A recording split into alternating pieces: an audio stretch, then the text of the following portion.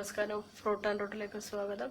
നമ്മളിന്നിവിടെ തയ്യാറാക്കുന്നത് Jack fruit കൊഴുക്കട്ടയാണ്. അപ്പോൾ അതിലേക്ക് ഞാൻ ചക്കയുടെ ഉണങ്ങി പൊടിച്ച പൊടിയും എടുത്തിട്ടുണ്ട്. ഓർഗാനിക് മട്ട റൈസ് അതിൻ്റെ പൊടിയരിയാണെങ്കിൽ കുതിർത്തരച്ച് വെച്ചിട്ടുണ്ട്. പിന്നെ ഫില്ലിങ്ങിനൊക്കെ ആയിട്ട് ചക്കപ്പഴവും തേങ്ങയും ശർക്കരയും ഏലക്കപ്പൊടിയും ചുക്കുപൊടിയും എടുക്കുന്നുണ്ട്. ജീരകം ഞാൻ അരച്ചിട്ടുണ്ട്.